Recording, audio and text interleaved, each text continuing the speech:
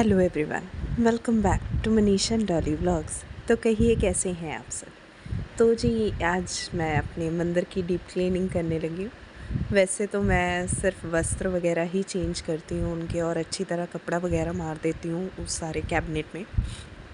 पर आज कुछ और भी प्रॉब्लम हो गई थी।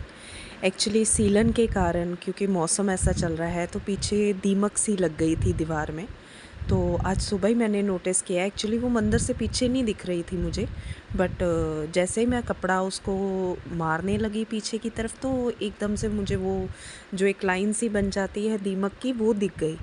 और उसी वक्त मैंने सारे काम वगैरह छोड़कर मैंने पहले यही सोचा, क्योंकि मैंने सुबह ही नहा लिया था, तो मुझे ये था कि मंदिर मैं साफ़ कर लेती हूँ अच्छे से।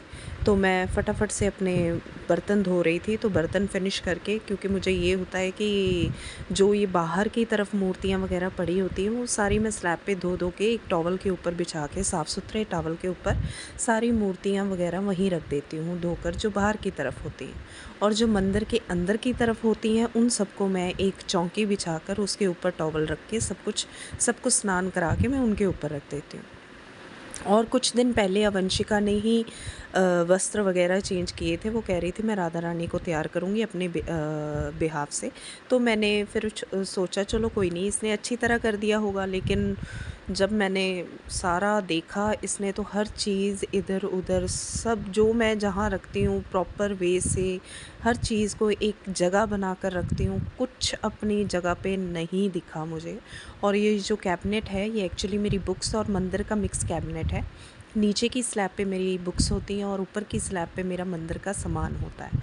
और यहाँ पर मैं वही चीज़ें निकाल निकाल कर छाँट रही थी, जो मुझे लग रहा था कि बिना किसी यूज़ के वंशिका ने वहाँ रख दी।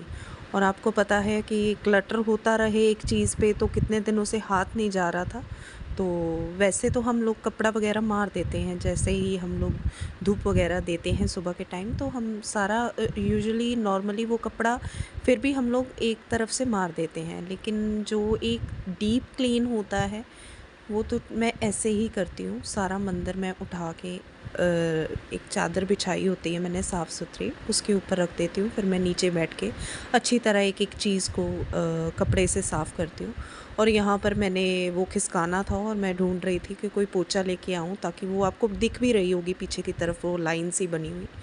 और ये पता नहीं, शायद दीवार में सीलन है क्या है, उसके कारण ये एकदम से हमारे लिए भी बहुत चौंकने वाली ही बात थी। क्योंकि नया घर है और नए घर में फ़िलहाल तो इतनी सीलन आना भी बहुत बड़ी बात है।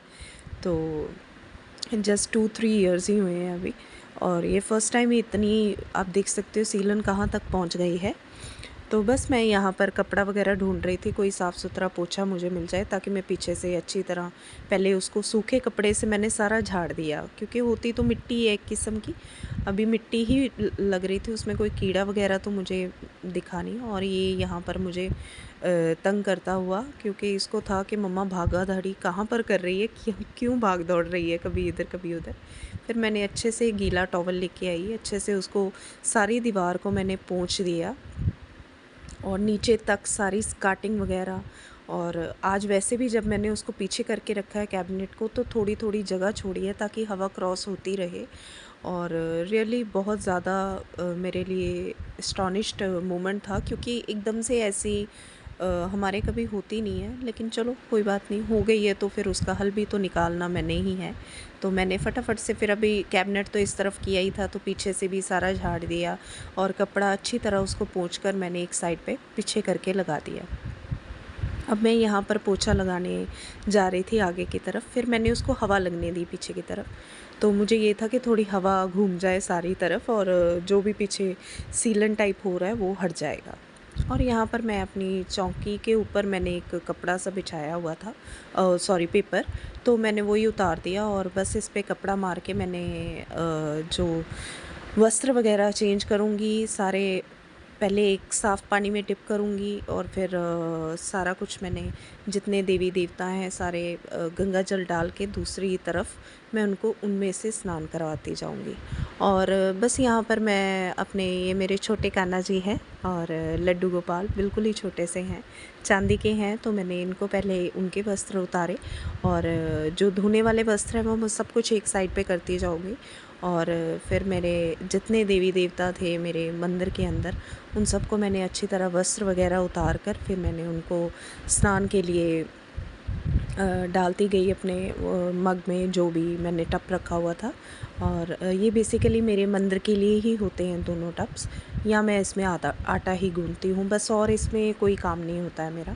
तो बस मैंने फटाफट से फिर गंगा जल डाल दिया था दूसरी तरफ। पहले मैं एक पानी में उनको स्नान करा रही थी और फिर जो गंगा जल वाला पानी था उसमें स्नान करा रही थी। मुझे इतने रिचुअल्स नहीं आते हैं और प्लीज़ जज मत करना, क्योंकि मुझे इतने रिचुअल्स नहीं आते हैं।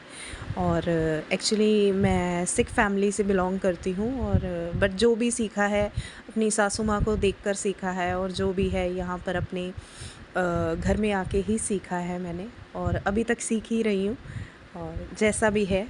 और बस यहाँ पर मैंने उनको स्नान करवा लिया और अच्छी तरह उनको मैं रखती गई। एक टॉवल मैंने चौकी के ऊपर बिछा दिया था और सभी देवी देवताओं को मैंने वहाँ पर विराजित कर दिया।